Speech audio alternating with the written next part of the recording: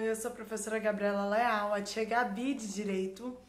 Nós falamos na última aula sobre a separação dos territórios, como que eles acabam sendo divididos. Falamos sobre os decretos de paz, que muitas vezes, para que os países não guerreiem entre si, não virem uma guerra, né, entre as nações, eles faziam tratados, faziam acordos, leis internacionais para manter a paz e assim dividiam os territórios. E aí a gente falou na última aula sobre como que eles dividiram a América, e aí por isso que uma parte da América fala inglês, uma parte da América fala espanhol, outra parte fala português, que somos nós, falamos português. Pois é, então, por causa desses acordos, né, os territórios foram divididos, só que eles foram divididos como colônias. O que é uma colônia?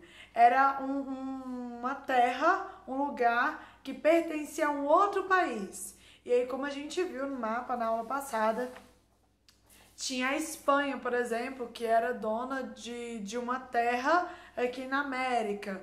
Aí que hoje virou a Argentina, ali a Venezuela, Cuba, os países que falam espanhol, México, eram terras que eram da Espanha. Então era colônia da Espanha. A Espanha podia explorar essa terra, pegar ouro, pegar madeira, pegar remédio, matéria-prima para fazer remédio, essas coisas, porque essa terra ela pertencia à Espanha, do mesmo jeito que o Brasil não era Brasil ainda, porque não era um país livre. O Brasil era uma colônia de Portugal, então Portugal que era dono aqui do território brasileiro, era dono dessas terras, e assim ele podia pegar ouro, pegar joias, pedras preciosas, poderia plantar aqui e ficar com lucro, porque pertencia a Portugal, né?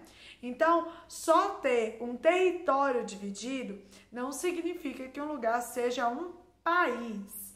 E hoje nós vamos aprender o que faz de um território, de um local ou de uma nação um país, beleza? Vamos lá então? Vocês vão receber essa atividade aqui, ó. O que é um país, tá bom? Vamos pegar essa daqui, ó, que tem os menininhos olhando aqui o globo terrestre. Beleza? Vamos lá, então? A contagem oficial de quantos países existem no mundo é feita pela Organização das Nações Unidas, que é a ONU.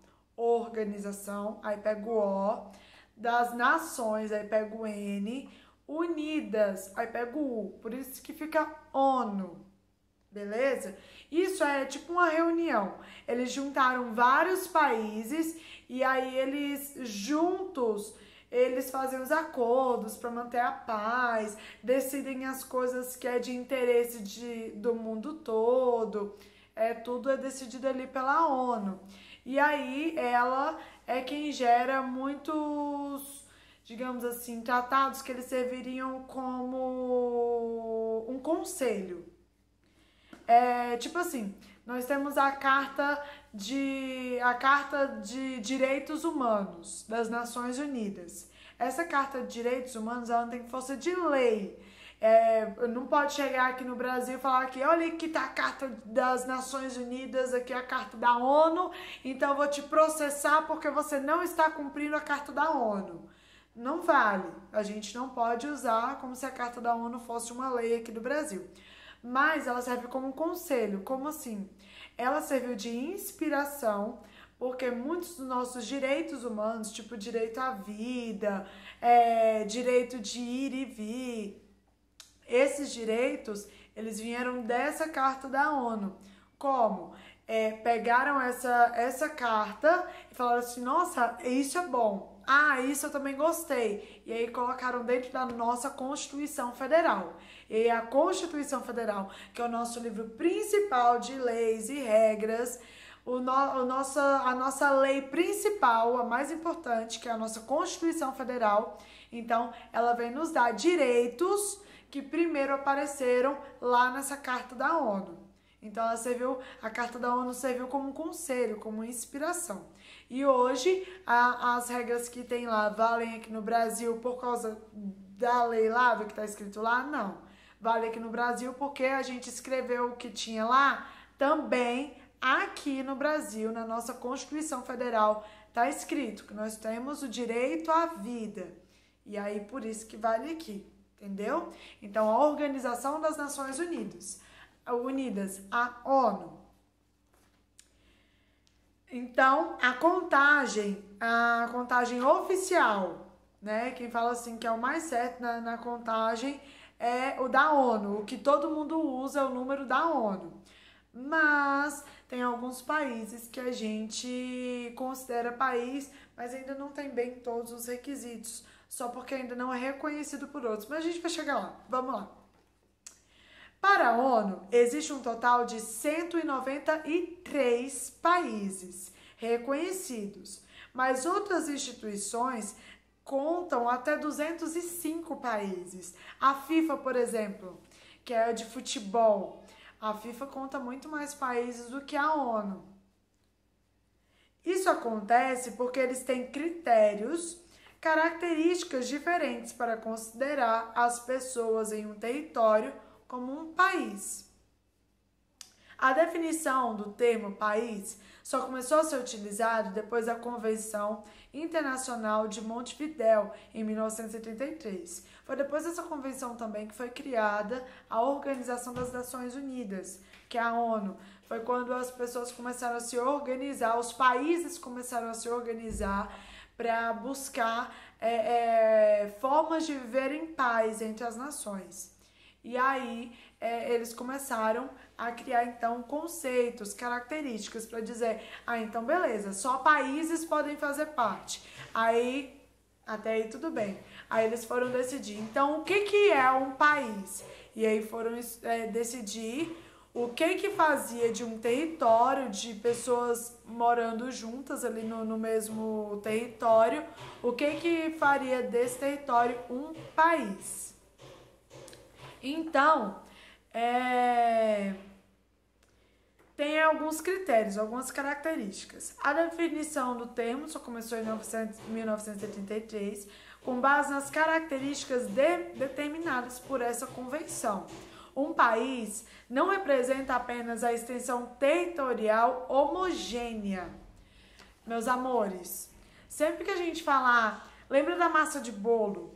Quando a mamãe tá fazendo a massa de bolo, a mamãe, a titia, enfim, alguém aí tá fazendo a massa de bolo, tem que mexer até os ingredientes se misturarem, e a massa não dá pra você saber, não dá pra você separar mais o leite do ovo, da farinha de trigo, né? A gente pega, coloca o ovo, bota a farinha de trigo, bota o leite, o açúcar e mexe,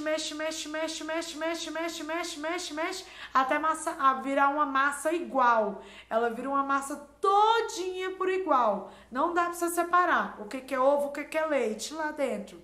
Isso a gente chama de homogêneo. É quando fica tudo igual. Então, aqui ele está dizendo no texto que um país, ele não é criado só por pessoas exatamente iguais. Não é isso que forma um país, tá bom? Pessoas que pensam igual, pessoas que são mais parecidas no jeito, nas coisas que gostam, no jeito de agir, elas podem até se tornar uma nação. Por exemplo, uma torcida de time de futebol.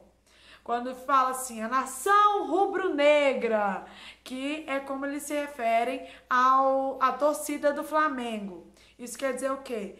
São muitas pessoas que torcem para o mesmo time, que têm a mesma preferência. Então, eles chamam de uma nação. Então, sempre que tem um grupo de pessoas que pensam ali parecido, elas podem ser uma nação.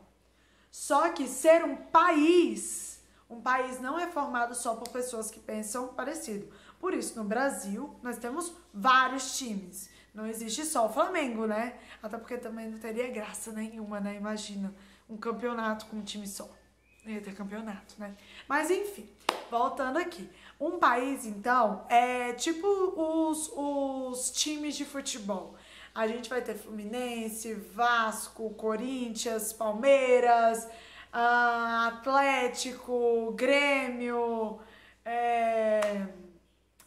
eu não sei muito o nome de time. Enfim, deu pra entender. A gente tem vários times, então, tem várias torcidas. Eles são países diferentes? Não. Eles todos fazem parte dos times aqui do Brasil. Por isso que na Copa América, por exemplo, tem a competição dos times aqui no Brasil, e aí os times que ganham vão competir com os outros times dos outros países. Ou eles vão todos competir entre si lá fora. Eu não sei direitinho qual é dos dois, agora eu fiquei em dúvida. Mas enfim, tem os times aqui do Brasil. Cada time pensa de um jeito. Cada torcedor, claro, torce pro seu time porque acha que o seu time é o melhor. Não é assim que funciona? Mas isso não faz com que cada time forme um país diferente. Todos esses times fazem parte do Brasil. Da mesma forma, as religiões. Nós temos várias religiões no Brasil e também tem a escolha de quem não quer ter religião. Por isso nós somos um país laico. Laico não significa que o nosso país é ateu. Ateu é quem não acredita em Deus. E não acreditar em Deus também é uma escolha religiosa. Fizeram a escolha de não ter uma religião. Então, no Brasil, é livre escolha para a religião que você quer seguir ou não seguir nenhuma religião. Mas isso não faz de ninguém menos brasileiro. Porque as características, o que forma um país, o que cria um país, não é a gente ser igual e nem a gente obrigatoriamente ser totalmente diferente. Por isso que no Brasil, mesmo sendo um país laico, mais de 70% da população, então a cada 100 pessoas, 70 são cristãos. Então, se a gente fosse dizer qual é a religião mais popular no Brasil, seria o cristianismo, aqueles que seguem a Cristo. Isso vai entrar os católicos, os evangélicos, tá bom? Então, essas diferenças, elas não fazem com que a gente se divida. Pelo contrário, ser um país, ser diferente, faz parte da formação de um país. Vamos lá, nós temos algumas características. Aí a gente vai ver se o Brasil é um país ou não de verdade. Vamos lá, então. Um país, ele não representa uma extensão territorial homogênea. Então, homogênea é quando mistura e tudo é igual. Então, não é todo mundo dentro de um território que é totalmente igual. Todo mundo torce pro mesmo time. Não, não é isso que forma um país. Então, é uma construção heterogênea, quando são pensamentos diferentes. Só que, mesmo pensando diferente, a gente tem que fazer uma coisa para poder se tornar um país. Vocês vão ver. Ou seja, em um país existem diferenças culturais, étnicas, além de várias nações, tá bom? Então, nós vamos ter culturas diferentes no Brasil, etnias diferentes. A etnia, gente, são as nossas características. No Brasil, por exemplo, o Brasil é um país muito misturado. Então, tem gente branca, tem gente parda, tem gente amarela, tem índio, tem preto, tem mulato, enfim, temos todas as cores no Brasil. Temos todos os traços. E principalmente por causa da diferença, da diferença e da mistura da diferença. Então, nós aqui no Brasil, nós somos um povo bem misturado. Por quê? Quando foram trazer pessoas aqui para o Brasil, para poder colonizar o Brasil, ou seja, trazer pessoas para morar aqui no território onde seria o Brasil, nas terras onde seria o Brasil, trouxeram pessoas de vários países e também vieram pessoas de vários países para conhecer o novo mundo. Porque na época que o Brasil foi descoberto um novo mundo, né? O Brasil é muito grande. E aí vieram pessoas da África, de Portugal, da Itália, veio gente da Alemanha, vieram muitos judeus que fugiram da Segunda Guerra Mundial. Então, eu, por exemplo, eu sou descendente de africano, alemão e judeu. Pois é. é uma mistura. Então, na minha família, eu tenho gente bem branquinha, bem lourinha, do olho claro, e também tem gente a pele bem preta, bem escura, o cabelo bem cacheado, crespo. Então, e é da minha família, todo mundo é minha família. Justamente por causa dessa mistura. Então, ser um país não significa que todo mundo tem que ser igualzinho. Vamos lá. Então, tem a mistura de várias culturas, várias etnias. Então, a etnia é a característica dos ancestrais. Então, as características físicas lá dos ancestrais. Porque no início, os continentes eram muito separados.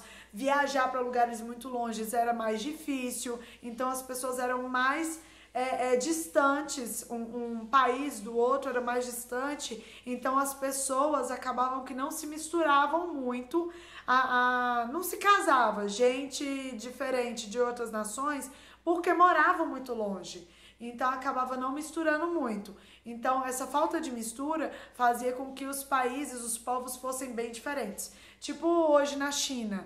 Na China, eles não se misturaram muito com outros povos, com outros países. Então, por isso, eles são muito parecidos entre si e muito diferentes de outros países. Aqui no Brasil, a gente não pode dizer isso.